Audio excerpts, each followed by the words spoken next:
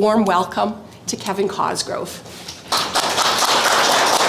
Thank you, Anna. Yeah, like Anna said, I am a civilian advisor. I do volunteer work with the Windsor Police. I work Crime Stoppers. I'm in contact regularly with the Anti-Fraud Center, OPP Serious Fraud Office. So this is something that I do on a routine basis. On top of that, I've also been a technician, a computer technician, for over 20 years. I teach classes probably for about the past 10 years now in various places and giving lectures. So this is something that we even noticed this year with a lot of the different law enforcement stuff that's in the Windsor Star. We're seeing all these problems with digital safety and people getting scammed, and every year it's getting worse and worse. So I find I'm doing more and more lectures as time goes on instead of less, because I've gotten people educated. It seems that the need for this just keeps going upwards. Last year there was a publication that I actually did that the City of Windsor and Windsor Police paid for, and it's all on digital safety. So that was actually given out through the library system, and actually we're really proud of this. It actually got entered into the National Archives. So it's something that is just a little local thing here in Windsor, but it's just spiraling upwards just because of all the need of everybody needing to access this stuff. So right now we're kind of in between publications. So we have our first publication that was given out last year to the public. This year, probably later in the spring, we'll have our second edition given out with a lot of updated information. So when that comes out, depending on whether or not it comes out while we're still doing our 4 sessions, I'll obviously make sure everybody gets a copy of that publication. For today, for the Brain Injury Association clients, I do have a copy of the old book with printouts of all the extra information that's been added to it. So we can go through that at a nice leisurely pace. So right now with this second edition of the book coming out, one of the things that we're noticing in talking with law enforcement and talking with victims of being scammed is one of the biggest problems that we didn't really realize was there. And it's something that's kind of come to fruition because we're understanding a lot more people are using digital technology before than even they were using 10 years ago. So a lot of the information that we're working off of is all information about the psychology of fraud and how to help victims, and doing public service stuff, working with the police, going out in the community. But a lot of the information was lacking some of the effects that some of this digital stuff is having on people, including basically the increase of the number of people that are working at home during COVID, studying at home, doing Zoom and everything else with family or friends because we're not actually going out and seeing people in person. So we have more people using technology after COVID than we did before COVID. So a lot of the problems are just getting worse and worse every year with some of the vulnerabilities that we're noticing. So the big thing that has changed over the years with a lot more people using technology now is the panic that people feel on this stuff. In doing some of the lectures and talks, and even with my day job as a technician, and I have people come in and see me, this is probably one of the most prevalent problems that we're noticing. So if we take day-to-day regular scenarios, as far as our discussion today dealing with fraud and dealing with scams, in day-to-day activities that most people are doing out in society, there's not a lot of real problems of people getting scammed outside the computer stuff. If we have somebody coming down the street in a blacked out van offering you candy out of the back door, most people are smart enough to say this is probably a problem and I shouldn't be doing this. So if you apply that to a lot of stuff that we've learned about day-to-day life, most people are pretty savvy in not getting conned, not getting scammed, keeping out of dangerous situations. So you can take those same people that are smart, intelligent, cautious, even have some street smarts, and as soon as you put them in a world where you're dealing with digital stuff, all of a sudden the panic sets in and the scammers are able to exploit that very, very easily. So the guy that's offering you the candy out of the back of the van, all he has to do is say, well, it's an antivirus, you need this right now, and there will be a lineup at his van instead of people calling the police. So the anxiety and the fear that people have with digital stuff is actually making them more vulnerable to a lot of the problems. So with my day-to-day work, we kind of joke that, we should have a session where people bring in their laptops and everything else. We do a yoga class, and they can take their computer out for dinner for the evening, get to know each other, just to drop the anxiety down a little bit. So with that anxiety, what I notice over the 20 years, something that's really common, and I hear it literally every single day. Someone will walk in with some type of computer problem, and first thing they say before they even get started is, I'm not very computer savvy. I hear this constantly, and it's almost hard not to laugh at it sometimes, but can you imagine having that same conversation when you walk in to see your doctor or your mechanic? People don't do that. But as soon as you're dealing with the computer stuff, that sense of anxiety about this is putting people on edge about what they don't know. And that is causing a big problem.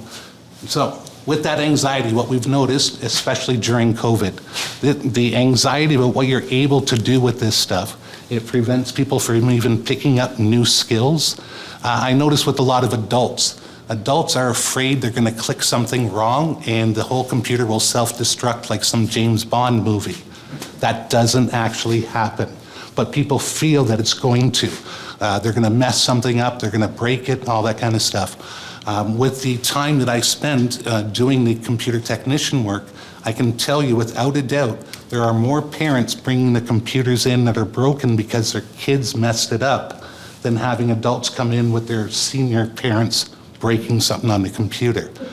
The cautiousness that people have somehow embedded into how they use this stuff is stopping people from even using them at all. And then because they don't have that day-to-day use, day-to-day familiarity, as soon as that guy calls on the phone and says he's from Microsoft, it's like it's snapping a finger in a hypnotist office. So because of the anxiety that people feel, they're either not learning anything new. One of the other problems right now with COVID is that anxiety. It prevents people from even talking with each other, communicating with your family in another city or friends nearby over Zoom or Skype or something else, because they're so anxious about doing anything with the computer. So unfortunately, when we end up with, as we get older, our social circles kind of shrink, and we're ending up with people that have a laptop sitting in their house and internet connectivity, and they're there alone day after day. And we're starting to notice that's actually causing mental decline in that isolation that people are ending up with. And the only reason behind it is because they feel anxious about using the computer. The other problem, just your access to information, learning about your hobbies, your skills, stuff that you want to look into, making use of doing your banking online, or during COVID, just ordering groceries online. It's a pretty straightforward thing to do. So erase all of those things because people don't want to touch the computer. And the other problem is that anxiety that actually makes you more vulnerable to fraud and scams on the computer. Because, like I said, is stuff that you're otherwise street savvy about and know not to get involved in, or you can kind of sniff out a scam when you see one. But as soon as we convert it into digital terms, people get suckered into it immediately, and the scammers know this. So they know that you're more vulnerable.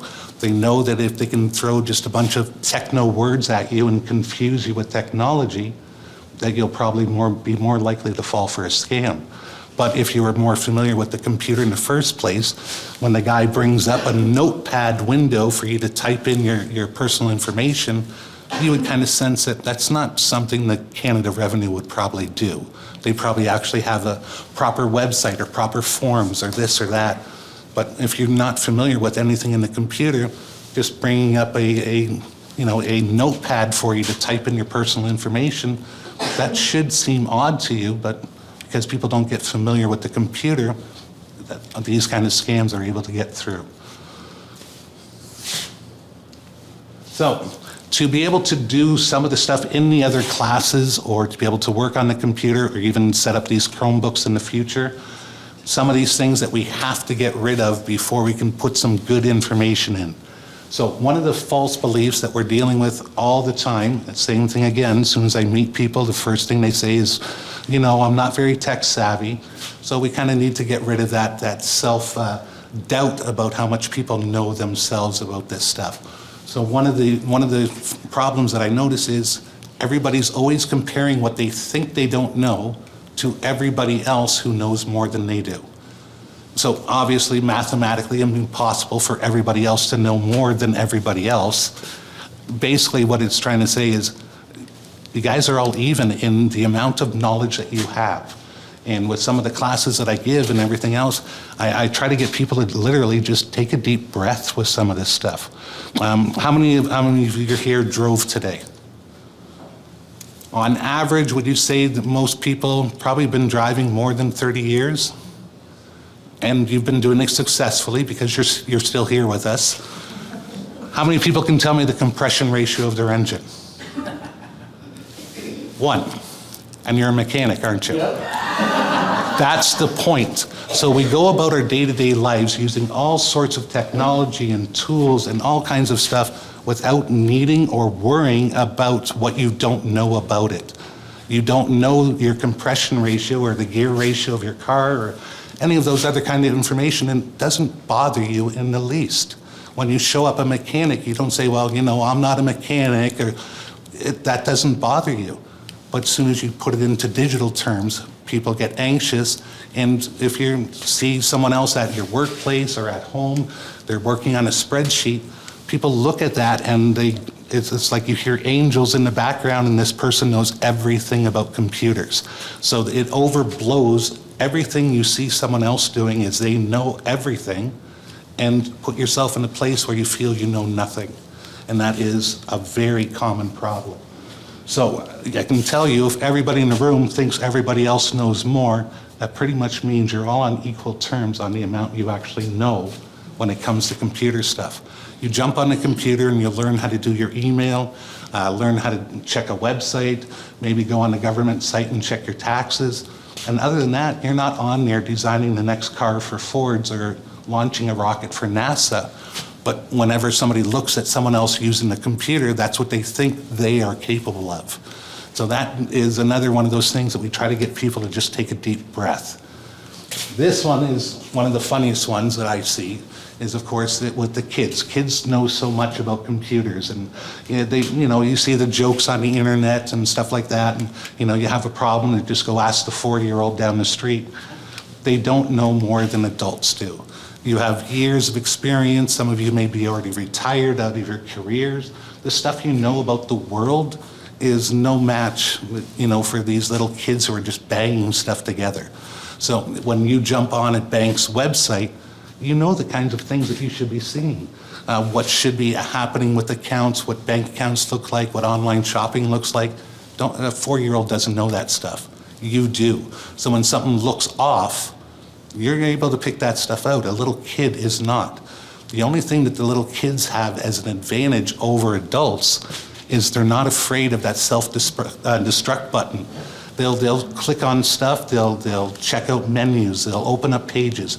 They'll go all over the place and probably break everything in the meantime, but they don't feel that anxiety that adults have whenever they're accessing this kind of information.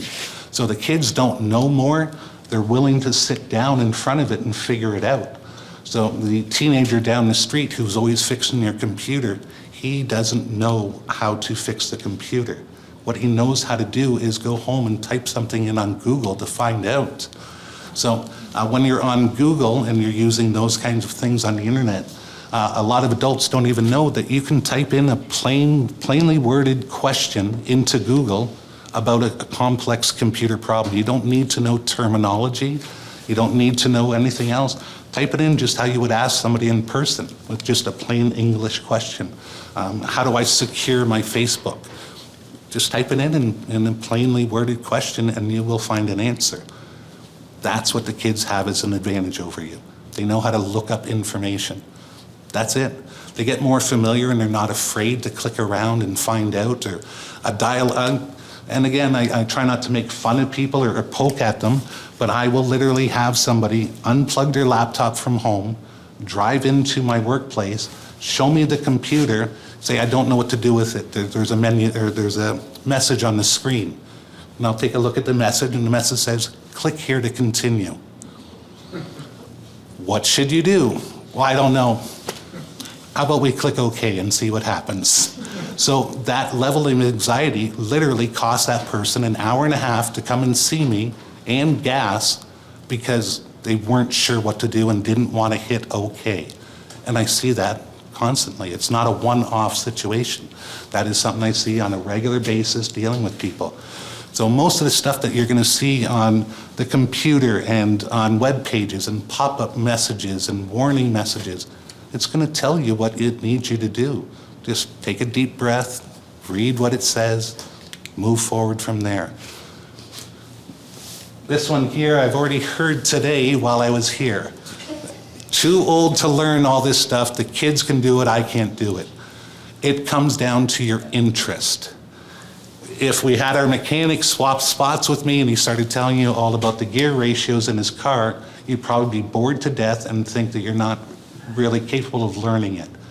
But we fill the room up with gearheads that want to hear what you have to say. All of a sudden, the memory sticks. So if you're not interested in the type of stuff that somebody's trying to show you, that's okay. But the fact that you're too old to learn it, I don't buy it at all, ever. So I actually have a 95-year-old customer, and he gets irate with us if we try to go outside and help him carry his stuff in. He will do it himself, damn it. So there is people that it doesn't matter if you're 4 or you're 94. The menus, the messages, the pop-ups, things you need to do are designed to be right across the board easy for people to do. So the anxiety about what do I do when it says, should I click OK? Well, click OK and find out. It won't catch on fire, it won't blow up.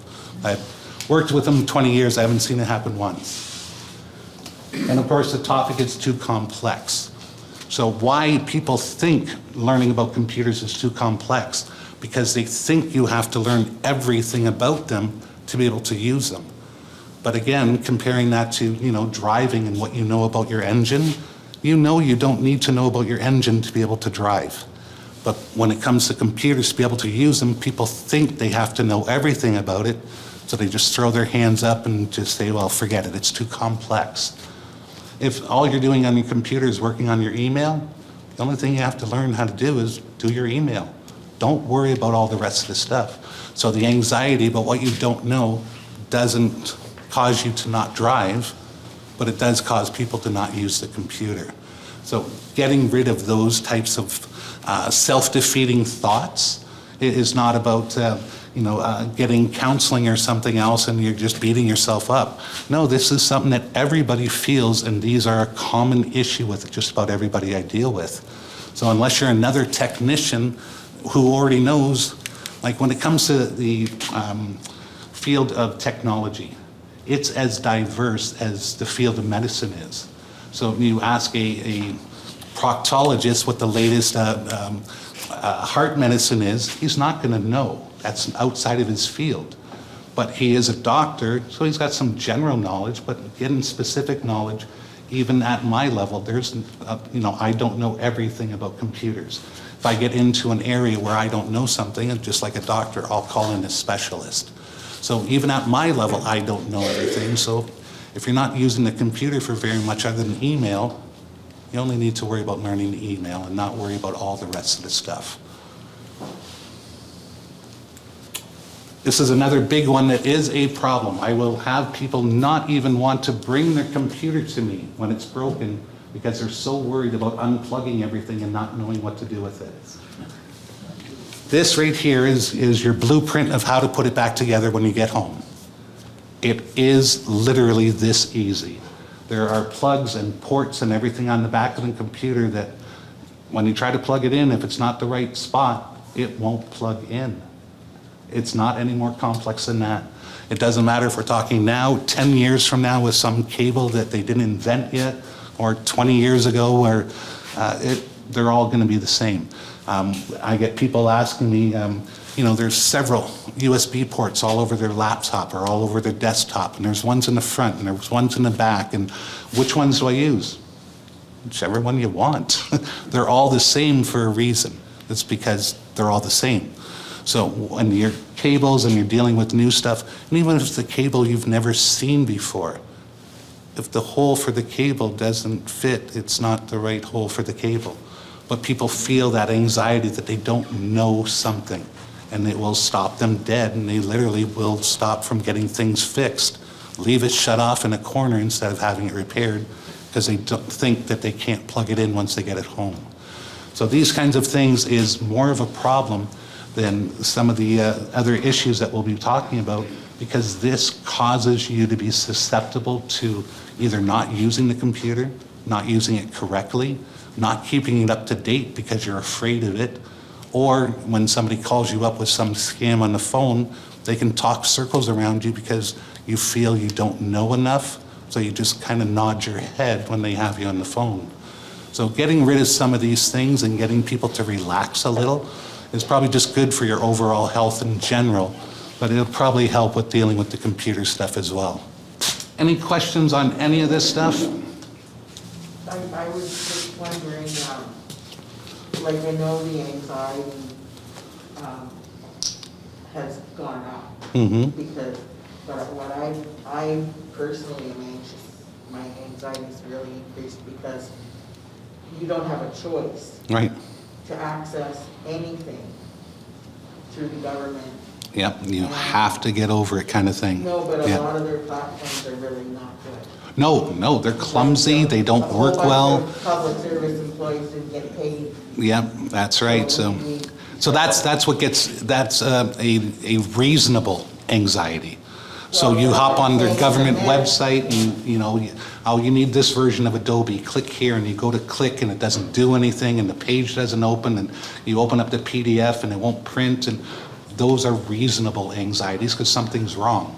So, you know, you can ask somebody or look up the problem on the internet or get some help from the government, but being upset when it doesn't work, that makes sense.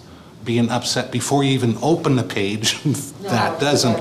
So what happens is a lot of times Adobe Acrobat is usually the problem with a lot of government websites because their forms and documents are all in PDF form, and it's a clumsy process how they do it sometimes. You'll click on it and it won't open, or you need this plug-in, and if you don't know much about computers, that will stop a lot of people dead. And like, again, it's reasonable because their stuff is clumsy and doesn't always work. But you can work your way through it and figure it out eventually. It will, you might need some extra help sometimes, but you can usually work your way through it. But it's when it doesn't work and you don't know enough of why it doesn't work, yeah, that's a normal human response, is to be a little anxious about it. But before you even open the computer, this is the anxiety we're trying to get rid No, of. I'm talking about from experience. Yeah. And trying to get the help isn't available either. Yes, and that also leads into some problems. So you're trying to open up the government site, it doesn't open up, so you jump online to look for some help, and there's a nice 1-800 number, and it's just a scam call center. So it causes you down paths you shouldn't have to go down. So yeah, they should make their stuff a little better. And that way people won't run into problems when they try to use it.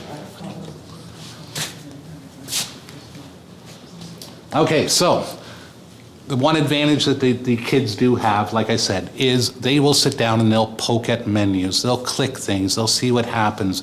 They'll look around to find an option, like there should be a print option for this program. So they'll just go and click until they find the print option. So based on that, they develop this just overall comfortableness. So when you ask them to do something new, they're more than capable of sitting down and poking around and figuring it out. You give a kid a new program that he's never seen before, and probably 10 minutes later, he could tell you all about it and teach you how to use it. It's not because he's gifted or skilled or anything else, it's because he poked around to figure it out. So based on that, if you keep doing that as an adult, you can do the same thing the kid down the street does and impress all your friends. Don't tell them you know this, though. So, again, there is no self-destruct button. Even if you were to delete something, uninstall a program, whatever else, you can put it back. You can unerase it. You can restore the computer to what it was a couple days ago. There's 1,000,001 ways to undo if you actually did something wrong. In doing something wrong, you'll figure out, hey, I shouldn't do that. Now you're twice as prepared the next time, because the consequences of whatever you might do wrong are pretty low. If it's something you erased, well, we'll unerase it. It's not a big deal. Your benefit of figuring out that wasn't a thing to do is way more valuable than worrying about whether or not it's actually going to catch on fire. This is one of the things that I noticed doing classes for years. A lot of people don't know. If you open up Google and go on the Google search page, type in just a plain worded question. How do I fix my Facebook login? A bunch of answers will pop up. That's what that kid down the street is doing when you ask him. He's going home and he's just looking stuff up and coming back to you with the answer. As far as looking through a bunch of online web pages and documents and figuring out what the answer is, this is a skill all of us already have. You're adults that have been out in society for, I'm seeing an average of about, 39 for everybody here? So this is stuff that you can do. If you look up these articles, look up stuff with just a plain question, you'll find all the answers that that kid down the street is telling you the answer to. So one of the things I love, I don't actually like computers, they're a pain. But one of the things I do like about them, anything that you can think of, a program to do this, or an answer about that, or I'm doing this hobby and I'm wondering about this. There's 7 billion people on the planet. There's pretty likely somebody who's asking or doing the exact same thing as you. Doesn't matter if you want to look up some answer about something wrong with one of your plants in your gardening, or you want to know what the best fertilizer is, or you want to fix something on the computer or fix something on your car. With 7 billion people and the internet being used for the last 40 years, there isn't anything that you can't find information on. So you can look this up with some confidence that even if it's a program you're looking up to do a certain thing for you, somebody's probably thought of the same thing already, and there's probably an answer out there and a solution out there for what you're looking for.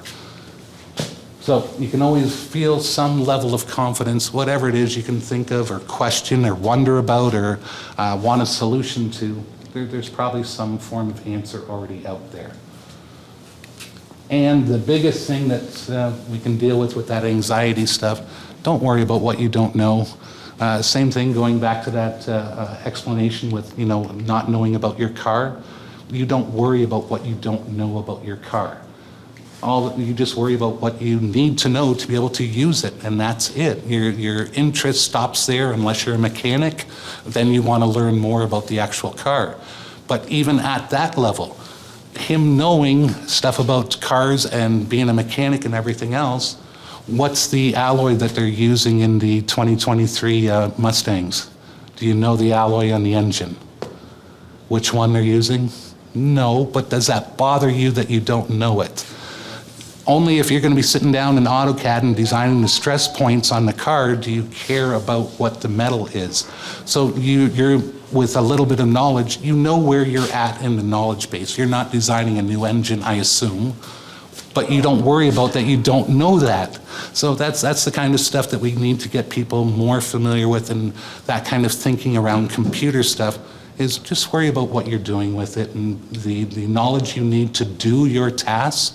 And outside of that, unless you want to be a technician, don't worry about all the other stuff that you don't actually know. That's causing more anxiety than anything else. Okay, so as I mentioned, there was the publication that was put out last year, and it was given out through the libraries and the Windsor Police Department, and it's been given out all over the place. So we're actually going to be doing we changed it up. We made it really exciting and special this time because now it's blue. This is a publication that is made to be absorbed by just about anybody. It's not a textbook. It's not a book to show you how much I know. It's a book that's written specifically to be able to convey information without talking over your head. This has been used, if anybody's familiar with Elder College. So we presented classes with Elder College for 55 and over for the last 8 years. So the information is made to be digestible information and not be overcomplicated. It's not a quantum physics manual. You'll actually probably find it very easy to read. Okay, so how many people have a hard time remembering passwords? All right, this is always my favorite part. Okay, now that we have that answer, can anybody tell me who told you to try to memorize them? Lots of people. So the reason that it's one of those old myths with computer stuff that people have all these problems with memorizing passwords because you're not actually supposed to memorize them. For myself, working in the computer industry, doing stuff with law enforcement, even my own stuff. I have my own email, my own Amazon account. If I tried to remember all my passwords, I would probably have some form of aneurysm. The last time I printed it out, it was an Excel sheet that was 15 pages long. That's how many passwords and accounts I have with all the different stuff I do. If I was expected to memorize that, I would obviously have a big, big problem. So a lot of people at home, they think they're supposed to memorize their passwords. So because of that, they do a lot of really silly and really, really dangerous stuff.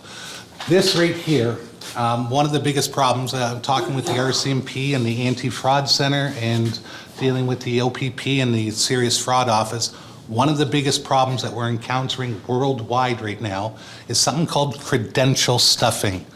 Now, what that means is Twitter has nothing to do with your money, your finances, your bank account, your credit cards. It's just a social media site for posting stuff. Hackers get information out of here, and a lot of people just go, well, it's no big deal. They don't got any of my stuff in there. It's not associated with my credit card or my bank. It's not a big problem. What the big problem is with this, and that is 200 million user emails that got leaked and information about accounts. And this right here was in the paper this week as well. So this is what the LCBO, and they got hacked and information about user accounts were given out there. So even if everybody in the room does everything that's in that nice little book that we gave you, does everything proper, has good security habits on their computers and devices, and you've done everything right, this can still happen outside of what you do. So you could have safe passwords, you could have a good antivirus, you can have all the stuff you're supposed to do, and then your information out there, somebody else lets it out.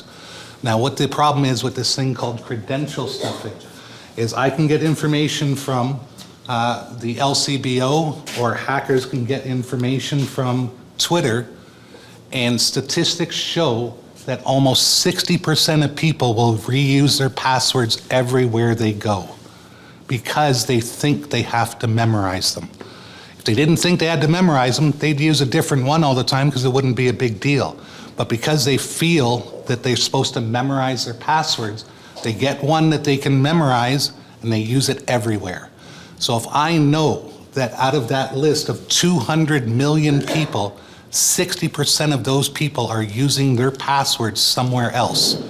So I will take that list off the black market and I'll go start typing in your information at CIBC, at Bank of Montreal, at Canada Revenue, at Visa. Bingo, I'm in on your account. Didn't have to hack you, didn't have to hack Visa. I just had to hack these guys and know that 60% of the people are going to use it somewhere else. This is the core behind why everybody in law enforcement, the computer industry, stuff you read in the newspaper, tells you, please change your passwords. Please use unique passwords or complex passwords. Use something different, because if you had your Twitter and you set this up years ago, you don't even use it anymore. But I still know that 60% of those passwords are ones that you're using somewhere else. I can make you into easy prey just by you thinking that you have to memorize all your passwords. So this is one of the biggest holes that people create for themselves, is using their passwords in multiple places because they believe they have to memorize them. So if we can get rid of people memorizing their passwords, all of this has no value to them anymore. With a lot of my passwords, if they were to hack my Twitter account, which I don't have, But if they were to hack mine, the only place my password would work would be in Twitter. So they didn't really gain any useful information. So that's kind of what you have to think about when it comes to these accounts. So that habit of having that same password everywhere, you can go back now, even though that account's already created, go back into Twitter, go back into LCBO, change your passwords there.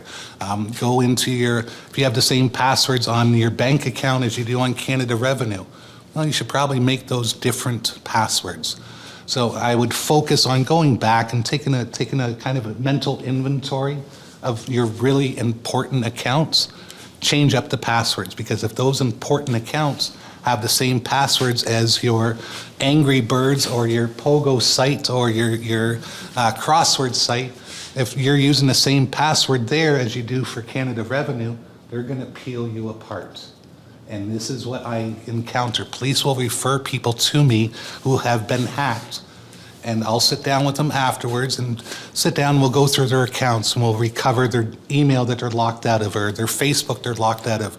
And in doing so, I find out that their password for their Facebook is the same as their bank. Somebody hacks your friend's Facebook, they send you a fake Facebook request, and you're driving around a pickup truck that says, "I love Red Wings." Guess what the first thing I'm going to type in on your Facebook for your password is? And knowing that 60% of people use that password everywhere, now I'm going to take that Red Wings and I'm going to go type it in at the bank and see what happens. It's not that these are high-level hackers. These are geniuses in some place in Russia in this cave and are hacking into your stuff. The majority of this stuff is so low level, your children's children could do this. Go on the internet, go on a black market site, pay them $20 for this list that's going to be out in a couple days, and I'll just start typing it in at the Canada Revenue. No skill needed. And it's the habit of having those passwords in all these places because you think you're supposed to memorize them that enables this to be effective. So if you change up your passwords, or change them up once in a while, if you have different and unique passwords for all your accounts, but you haven't changed it in 5 years, they get this information, that password's still valid because you haven't changed your stuff. So when they say change it up once in a while, you don't have to sit there every 90 days and change every password that you own. That's a lot of work. We understand that. Focus on your main accounts. Do it at least once a year, because a lot of the hacks and stuff that happens, especially with corporate ones and corporate accounts, they don't normally even tell people. I was discussing earlier that some of the laws in Canada, you have to report when there's a breach. If something happens to your company and this information is given out, you legally have to report it, or you'll pay some big fines. Company this size, what do you think they're worried about? Their public reputation that they got hacked, or the fine if they just keep their mouth shut? They will pay the fine, and that's exactly what happened with this particular one. LCBO, well, they're part of the government, so the government rules, they're a little more up on following them, but whether they follow the rules and report it and let you know this happened or not, it still happened. The information is now out there. Reporting it doesn't get that information back. So once information is out there, especially when it comes to personal identifying information, a few years ago, Equifax, one of our credit monitoring companies, they were hacked. My own mother, who's passed away now, she got hacked within that, and they have her birth date, her maiden name, her social insurance number. You can't change that information. That is out there. So 20 years from now, some brand new snot-nosed kid find that list somewhere on the internet, it's still valid information. They still have your information out there. So keeping some of this stuff and being a little more conscious about how bad the problem actually is. That's all that's needed. You don't have to be paranoid about this stuff or stop using it or don't make accounts. We kind of joke in the computer industry, you get all paranoid and you end up with the tinfoil hat sitting in your basement. You don't need to be at that level. It's simple as the thinking that people have in protecting your house. When you leave the house, you lock the door and you go to work, or you go and do you're not focused and worried about that all day long, everything you do. So that kind of, I just need to change the password, and then that's it. put it out of your mind. It's not something that you need to focus on and be paranoid about all through your day. Just have a different password, and on a regular, reasonable basis, change them. Because even if you're doing everything correct, this stuff happens outside of what you're doing, and you may not even know about it. So information given out and those passwords given out, you have to make sure that after a little while, those are useless to anybody that's going to get them from you. Yep. There's a number of apps and everything online that save your passwords. Yep. Are they safe? To a degree. That's it, just to a degree. It's like the engineer that came up with the safe for Fort Knox. There's an engineer out there who can break the safe open. There's no level of security or knowledge or anything that people can come up with that somebody who's a criminal may not be just as smart. So yes, those are more safe. They rotate their stuff, they change their encryption, they do a whole bunch of stuff to basically keep the hackers from eventually figuring out how to get in. So they're more safe. Nothing's impenetrable though. Which one is the safest? The one that they didn't get into yesterday. So you have to have a certain degree of trust and a certain degree of, well, this is going to happen. So when that does happen and they do break into a password management company, well, the amount of information that you're willing to store there or whatever else, or if you store it in one company and store the rest, what can't happen is whether they break into there, break into Twitter, break into the LCBO, hack into your computer itself. What can't happen is somebody reach through that screen and grab a piece of paper on your desk with your password. That's what you're supposed to be doing, and coincidentally, it also happens to be the safest thing that you can do. So other than somebody breaking into your home to look for your password list, which I have never heard a report of, other than that happening, you're safe just writing stuff down. Most of the passwords and stuff, even a password on your tablet or password to get into the computer itself, a lot of times it's not really about protecting you against other people in your household. It's about just keeping the computer secure and safe. So putting passwords in, and like I said, they can't hack through the screen and grab a piece of paper off your desk. So if resorting to that is probably the easiest thing to do. I have seen people where they record all their passwords and they put it in a notepad thing right on their desktop, and then they let a hacker into their computer. It's not the best way to do things, obviously, but yeah, just write it down. It's old school, your paper won't crash. You won't have to worry about somebody hacking it. It's going to be there when you need it. So that is the best way to handle all your passwords and account information. Yes? I noticed it's really irritating, but a lot of financial institutions now are asking for a double. Yeah, that's called security, two-factor where they authentication. want to That's right. text you or phone you with a code so that they know that it's that person. Yeah. I know it's really irritating. It but is. It's, Anything that I would do to make it easier for you to get into your account, I've also made it easier for the hacker to get into your account. and I notice if you're not on your own computer, they'll automatically Yeah, go to a secondary. that's a big red flag. Hey, this person always logs in from this computer and they're in Windsor, and all of a sudden we're seeing this login from Vancouver 2 minutes later. That's a little unusual, and it, you get some red flags with that. And that's what actually some of the problems with some of these VPNs that people are using. That's a whole nother discussion. That's actually in the secondary printout information of what these VPNs are. And what they do is they bounce you to another information or another location. So instead of you saying that you're in Windsor, it says that you're in France somewhere connecting to the internet.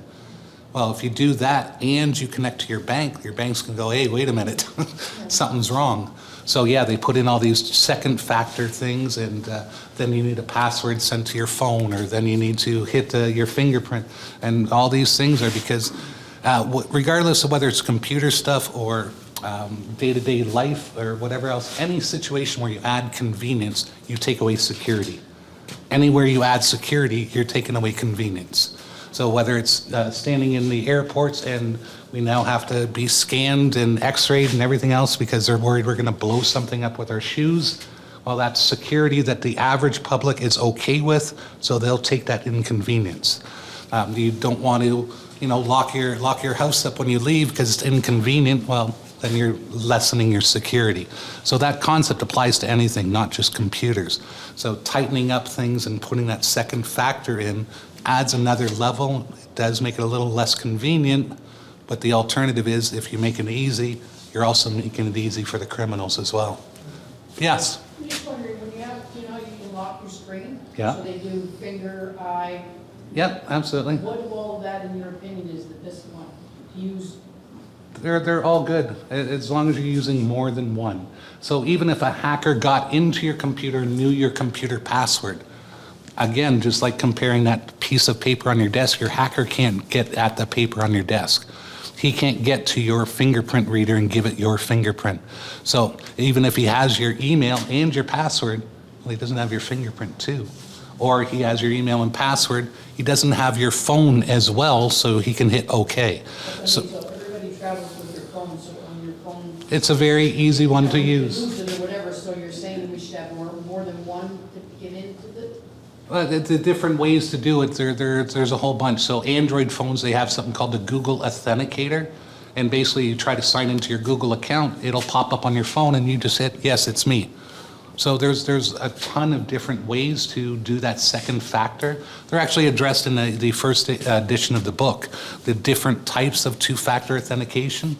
None of them are particularly better or worse than any of the other ones. It's used in combination with your other security stuff. So when you start taking away some of the security, again, you're back to convenience and weakened security. So we should have at least two on the phone now. Yeah, I would recommend, especially for important accounts, bank accounts, credit card accounts, Canada Revenue even, they'll have two-factor authentication now. You try to sign in, you give it your name, you give it your password, and it says, okay, well, we're going to send you an email. You need to give us the code from your email. So the hacker might have your name and password, but him having your name, password, and your email, and your phone, it's less likely. I don't like giving away my phone number and authentications, but then I was using my email at the public library I had to use for some purpose, Right? and my email logged me out saying that we are sending an email to alternate this thing. Right. So I was like, okay, I'll check that. I logged into the other email also got locked because it was not my computer. Right, so it kind of painted yourself out. And it's no different than the security that we accept on a day-to-day basis with our cars. We walk away from our cars, we lock it. It was like they put a gun on my head to give my phone number out. Yes. As a second line of defense. Yeah, and they'll try to verify in some way who you are. But yeah, when that happens, it's irritating. No more irritating than, your car's got nice secure locks on it and you leave your keys on the seat and walk away and it locks you out. Those do happen. Not all the time, but when they do, you're like, oh, that was dumb. I had two layers of security, Right. two different emails, and then And you got locked out of both.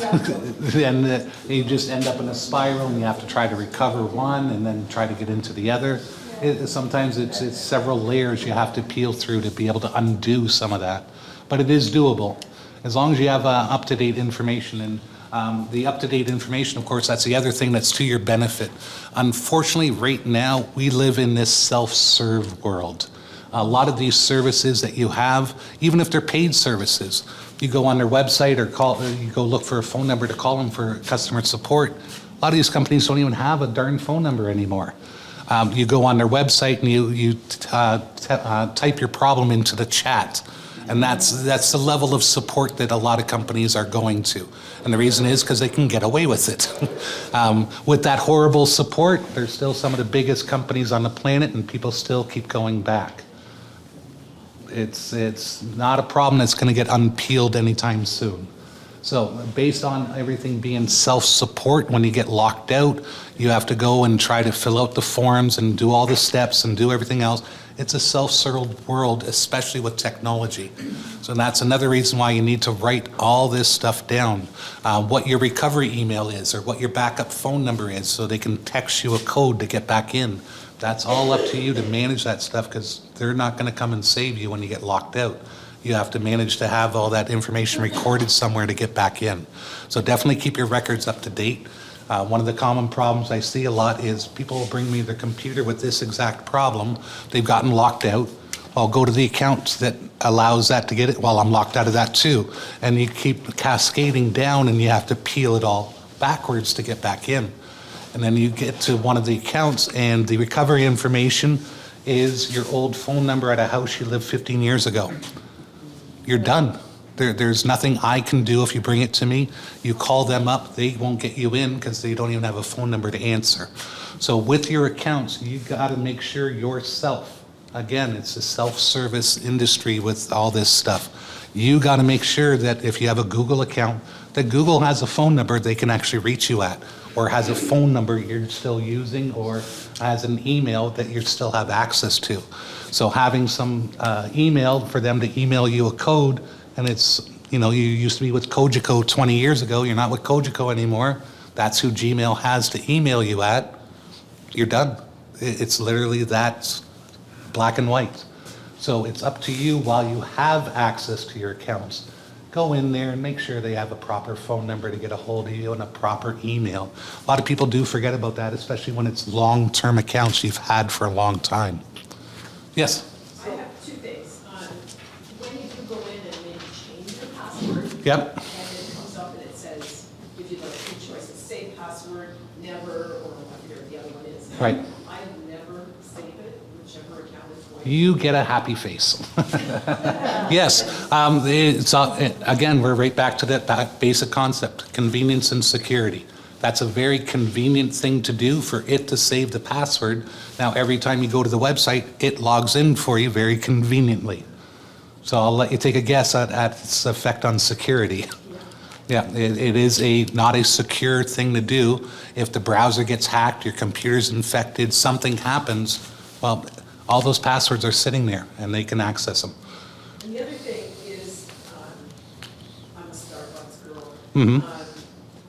Every month, it's like every time I go to sign in, I have to put a new password. Now, is that good that they do that? Probably that's a little extreme every month, but it's common to see policies about every 90 days with some corporate stuff or even workplace stuff. You have a workplace computer, the IT department every 90 days might tell you you need another password. So that's pretty common. It is. Because same thing, if Starbucks got hacked 3 months ago and you're asked to change your password now, the information they have is no longer good to them. I have your password from 3 months ago, I try it on your account or try it somewhere else. Well, it doesn't do them any good. So keeping ahead of the problem instead of chasing it afterwards is always in your interest. Yes? So when you go online and you type in something, say you're asking for a phone number to help you on whatever, Google. Whatever. Right. And I've called those 800 numbers and got a scam. You calling, I yes. found out it was a scam because they asked for stuff that I don't. And that's what the scammers can prey on because they know. Looked like they were a help desk for the Google people, whatever. But knowing that Google doesn't have a phone number, But it wasn't really Google, it was something else, but it was related to that kind of a large corporate thing. And I just think, you know, we have to be really careful, just, I think when you listen to what they're asking or saying, then you can pick up to the. yeah, when you're not anxious about and you're listening to the guy tell you, I work for Apple and Microsoft. It's like, you what? How do you work for both companies? They're not even, so suddenly when you're not as anxious, all those little things that they're telling you make a little more sense. Yeah, Talking about Starbucks. yep. How vulnerable are you when you log into Starbucks, McDonald's, Tim Hortons, internet? Mhm. How vulnerable is your tablet or phone? Not at all. No. Most of the vulnerabilities that you run into are either self-inflicted. One of the problems that I address with a lot of the lectures, are not going to go into a lot today, we will talk about in some of the other sessions, is the over-marketing of some of the security companies. Years ago, back in the 80s, like companies like McAfee and Norton were the utmost in the computer industry, even by computer technicians themselves. We wouldn't touch anything else other than those two programs. Here we are in 2022, and all they are is a marketing machine. They overhype everything that they're trying to sell you. They overhype the level of threat that is actually out there for stuff. And basically, they're more interested in selling you products than they are in actual having the reputation of being a quality product like they used to. Their products are good, and they do work, so I'm not saying that they don't. The easiest way for you guys to think about the security software and protection industry is think of it just like ordering a door entry alarm from a security company here in Windsor. So you just want a little door chime when somebody shows up. Sales guy shows up and he's selling you basement flood protection, CO2 monitoring, glass breakage detection, sells you this big giant security package. And you don't have a basement, you don't have a gas furnace, and you don't have, that's basically what has happened with some of these security companies. Norton doesn't care if you don't need a VPN in Canada because you're a Canadian citizen. They don't care, they're just selling it to everybody. Here, you need this. So you can kind of think of these security companies like selling you shark repellent for your backyard pool. Is it the product real? Sure. And I actually don't have sharks in my pool. But did I actually need to buy that? So they are overhyping some of their stuff. Even the tests that they do to rank Norton against McAfee, against AVG, they'll find an obscure virus, and today when I scan, which one of those programs found it? Well, who cares? You're not going to experience that virus in the real world. It's some virus that is obscure and brand new, so they'll use that to test each one of these programs. Well, tomorrow, if McAfee didn't pick that up, they'll rewrite their code and give you an update. Now McAfee picks that up too. So doing that one test for that one day, that doesn't give you any kind of useful consumer information. But that's how they rank these things and put them in the ads in the magazines and online. And coincidentally, all the ads and reviews and everything else, they coincide the reviews with the amount of money that the advertiser pays in their magazine.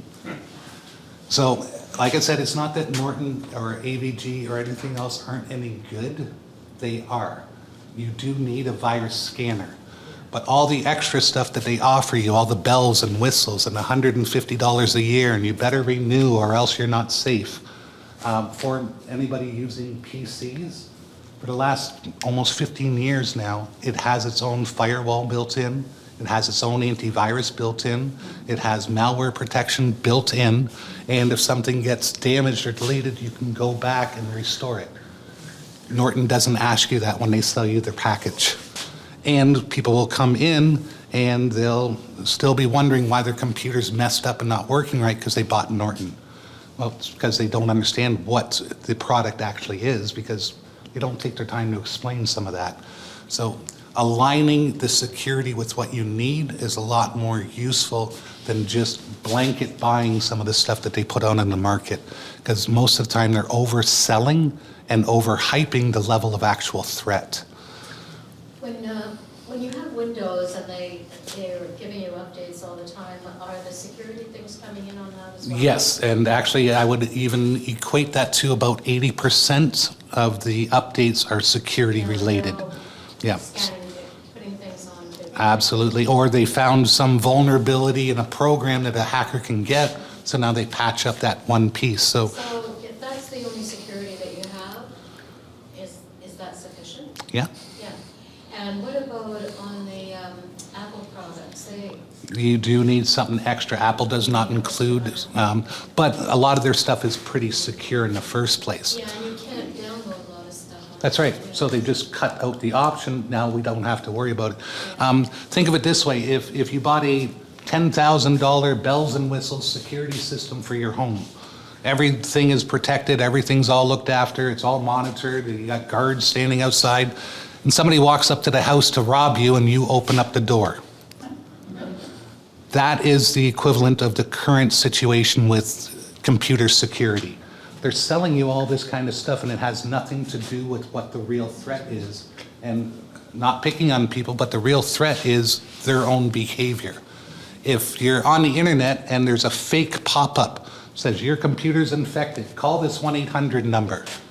And you pick up the phone and call the 1-800 number, Norton isn't going to jump out of your computer and slap the phone out of your hand. It's your behavior that causes these problems because you don't know. You don't know because everybody's anxious about it, and it's just this spiral. And a lot of the companies selling you overhyped security stuff is to basically make you feel better. There is statistics that after 9/11 happened, the sale of home burglar alarms in the US went up by 1,000%. Has nothing to do with anything, but it made people feel better. There's some kind of threat out there. I want something to make me feel better about it. And that's what the marketing machine of some of these security companies have turned into. Selling people in Canada VPN is almost comical. VPN for Canada, we'll get into some of that kind of stuff. It's great if you want to pirate Netflix from the US, but on a security basis and everything else, it's got nothing to do with us here. There's actually part of it in the write-up that actually explains what a VPN really does, but that's the latest craze in selling stuff. It's selling VPNs and crystals and all kinds of stuff too. I'm waiting for that now, the essential oil from Norton. Yes? So when you buy a computer or whatever, it already has virus protect. Yep, the trial one that will get you to pay to renew the subscription at the end of the year. Usually you'll see, like you buy them from big box stores or from Best Buy or Staples, they'll include some of the antivirus stuff in. It's just a kickback program, that's all. So does Microsoft, Yeah, when you get your, buy your thing, and as you're running Microsoft. If you just, out of the box, you're running Microsoft, you are protected. And so the same with your phone? Nope, So on your phone, you put a separate, you don't need one on your phone. okay. If you do, you're doing something really wrong on a regular basis. so, Yeah. so none of them other ones you don't really need, so the best Nope. virus protection, what is it? It would depend first, we're assuming we're just talking the Microsoft world. So on a PC running Microsoft, you don't need anything extra. Okay, like You- on a tablet, On what type of tablet? So is it an Apple tablet or an Android tablet? Android. Nope, don't need anything. So the things that can infect your tablet, there are some out there. You have to really try hard or really be silly on the internet to get your Android tablet infected. With that being said, it can happen. McAfee, Norton, and everybody else acting like the sky's falling and screaming back and forth as they're selling you something does not convey the information about the real level of threat it is. They sell it like it's a 9 out of 10, the threat of your tablet being infected. It's about a 2 to a 1 out of 10. So there is programs out there for a tablet that run on Android. I would recommend, regardless of the platform, Apple, iOS, Android, PC, a program called Malwarebytes. That will take care of that type of problem that you're talking about. And even with the other security products, there is Avast or Norton for your phone or Norton for your tablet. If you want to run that and check a scan and just run a scan on your thing, go ahead. When you're done, you can take it out. It doesn't need to sit there all the time on portable devices. Having Norton running on your tablet 24/7 is not the level of threat that you need to worry about. Run it once in a while if you think it's not running right or you think there might be a problem, and when you're done, you can uninstall it. So on your phone, is that be different? Is that an Android? Yeah, Android is the same operating system, so same thing. So you can run Malwarebytes on your phone, it'll come up with a list and say, oh, no, nothing was wrong, you're fine. And you can actually uninstall it from there. Put it back in next time you want to do a scan. Doesn't need to sit there. Yes? I always wonder, what does happen when you call that number? You end up with somebody saying that they are from a security company, or they're from Apple, they're from Microsoft. All we need to do is log into your computer, and we're just going to help you out. And then the second I'm in there, I'm copying all your passwords from your browser and taking everything I can get my hands on in seconds.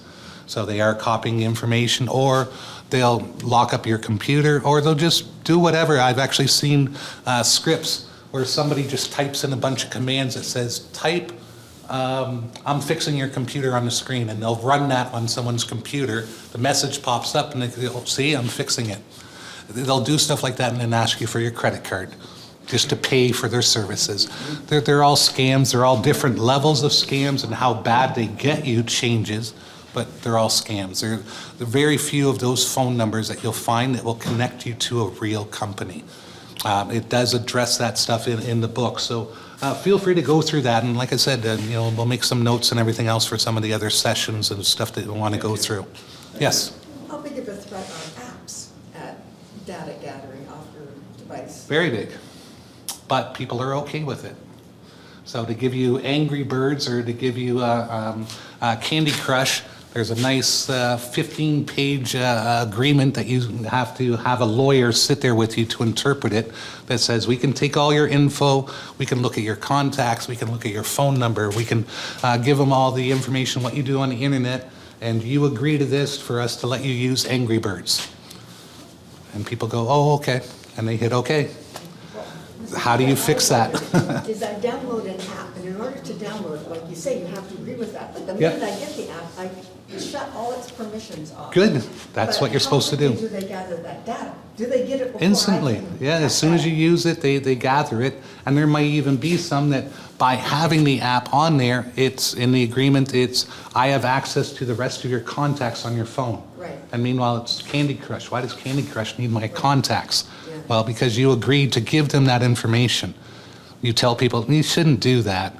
Yeah, but I like Candy Crush. You can't fix this. But what I'm wondering is when I download the app, as soon as I get it, before I open the app, I cut all of those Yeah. ties. But do they still get it before I can even cut It depends those on ties? what the app is going after. Is it going after only stuff when the app is used, or did it get permission to do stuff outside and gather info?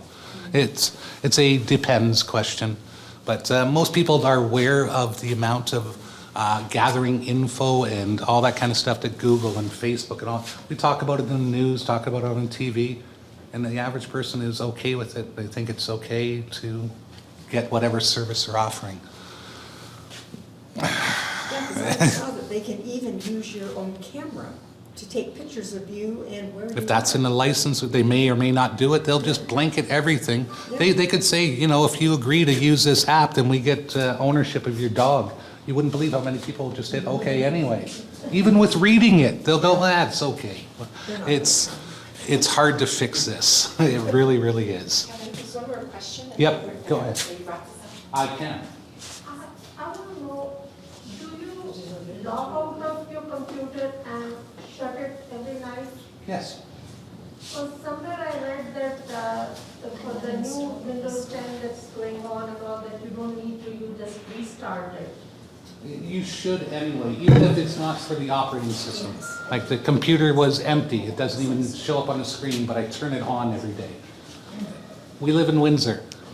We're thunderstorm capital of Canada still. We get power flickers, we get brownness, we get all sorts of problems. Just shutting it down is better for the physical device itself. As far as the Windows and everything else, yes, shutting it down is, if there was an update that happened today, when you shut down, it'll put that in place and restart and get everything aligned. It'll clear out your cache, it'll do your updates, and it'll keep it off the internet. If it has a virus that lets somebody in on the internet, but the computer's shut off, well, there's no more threat all of a sudden.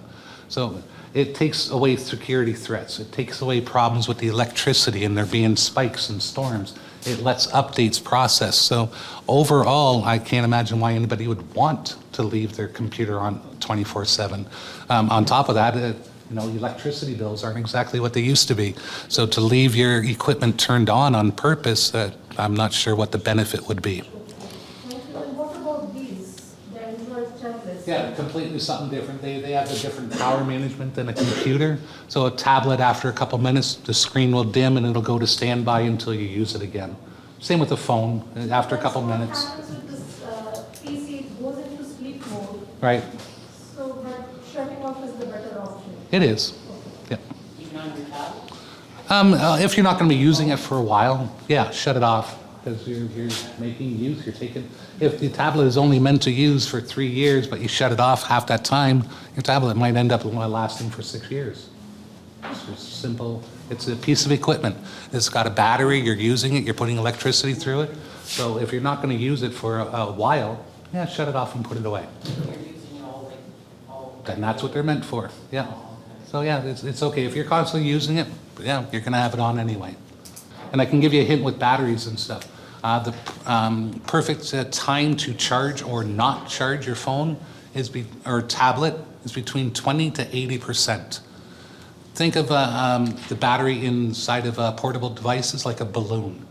If you're constantly pushing a balloon to be as inflated, as tight as it can be, you're wearing it out, you're causing damage to it.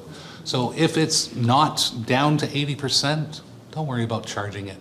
Don't let it go below 20%. In between those, that's the best way to keep your batteries healthy.